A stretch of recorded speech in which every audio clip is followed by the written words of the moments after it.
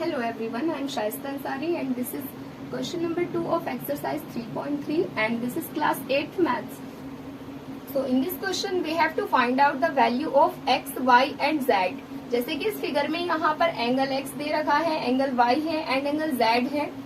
तो हमें यहाँ पर इस फिगर में angle x, angle y and angle z की वैल्यू को फाइंड आउट करना है.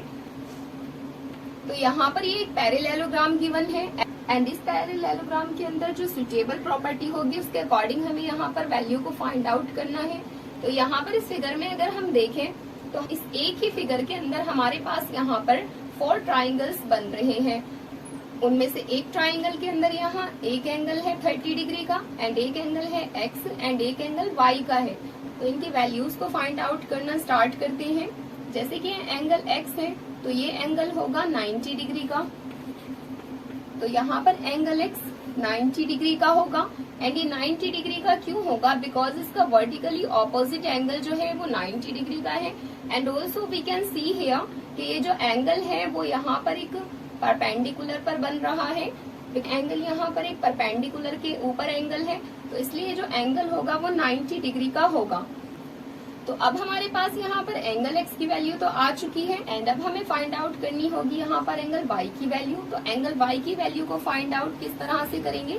एंगल y की वैल्यू को फाइंड आउट करने के लिए हमें यहाँ पर इन दोनों एंगल्स के मेजरमेंट की सपोर्ट लेनी होगी. एंगल y की वैल्यू को हम फाइंड आउट करेंगे according to the angle sum property.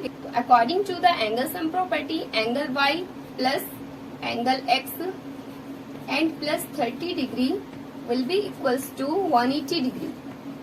And ये 180 डिग्री का क्यों हुआ? According to the angle sum property. तो इसके लिए हम यहाँ पर लिख लेते हैं कि इसमें हम कौन सी वाली प्रॉपर्टी यूज कर रहे हैं? Angle sum property.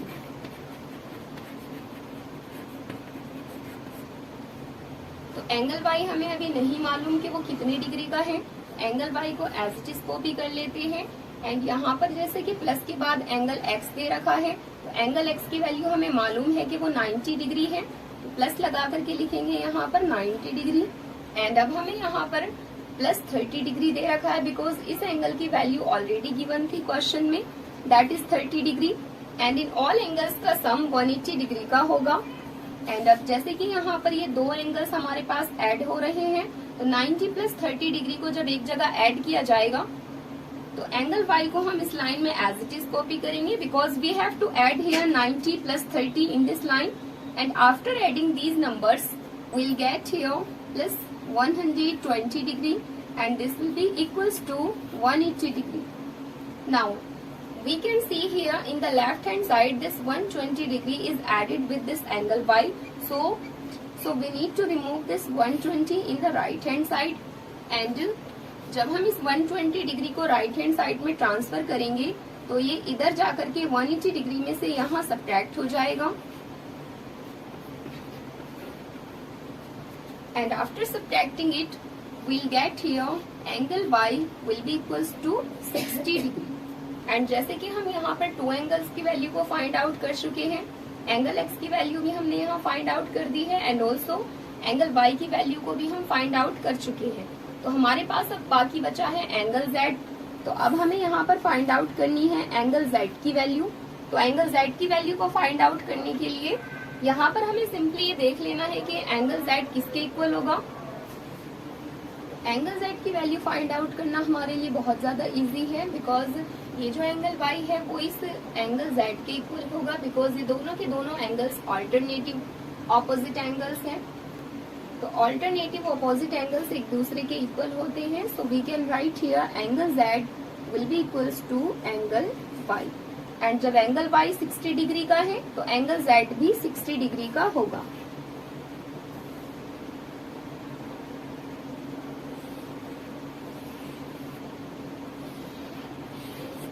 So this was the answer of this part. Now let's come to the next part.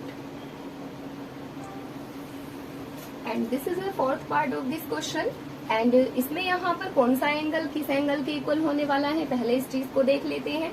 तो किसी भी पैरेललोग्राम के अंदर एक दूसरे के जो ऑपोजिट एंगल्स होते हैं वो इक्वल होते हैं. जैसे कि यहाँ पर ये 80 डिग्री का एंगल है एंड ये y है तो ये एंगल y जो होगा वो 80 डिग्री के इक्वल होगा बिकॉज पैरेललोग्राम के अंदर जो अपोजिट एंगल्स होते हैं वो एक दूसरे के इक्वल होते हैं।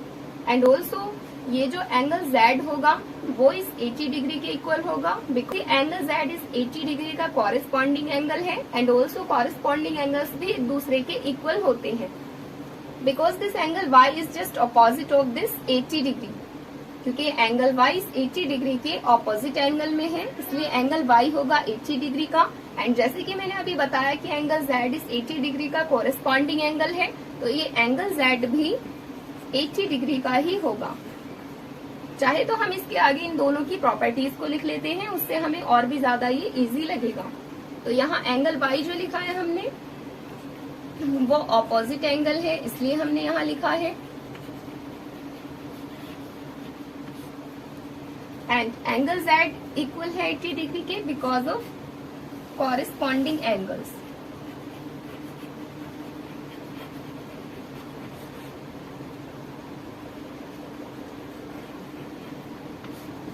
एंड यहाँ पर हम एंगल Y की वैल्यू को फाइंड आउट कर चुके हैं एंड ऑल्सो एंगल Z की वैल्यू भी हमारे पास आ चुकी है। तो अब हमारे पास बाकी है ओनली एंगल X की वैल्यू फाइंड आउट करना। तो एंगल X की वैल्यू फाइंड आउट करते हैं। एंगल X की वैल्यू को हम इस एंगल की सपोर्ट से भी फाइंड आउट कर सकते हैं एंड ऑल्सो इस एंगल की सपोर्ट से भी फाइंड आउट कर सकते हैं, बिकॉज ये जो दोनों के दोनों एंगल्स हैं वो एडजेसेंट एंगल्स हैं। एंगल X का एडजेसेंट एंगल Y भी है एंड ऑल्सो एंगल X का एडजेसेंट ये 80 डिग्री भी है। एडजेसेंट एंगल्स होते हैं, एडजेसेंट एंगल्स सप्लीमेंट्री होते हैं। एडजेसेंट एंगल्स का सम होता है 180 डिग्री का, बिकॉज ये दोनों के दोनों एंगल्स सप्लीमेंट्री एंगल्स होते हैं।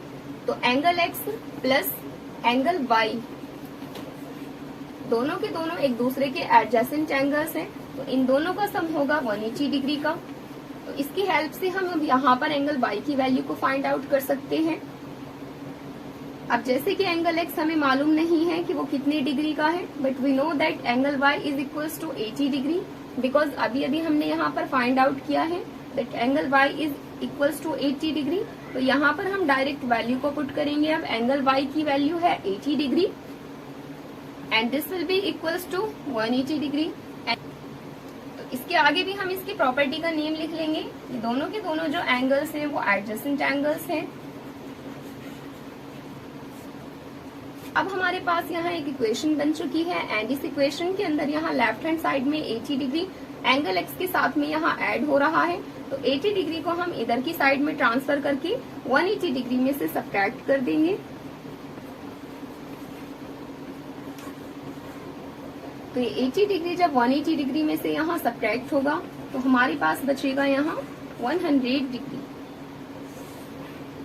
So this was the answer of this part. Now let's come to the next part.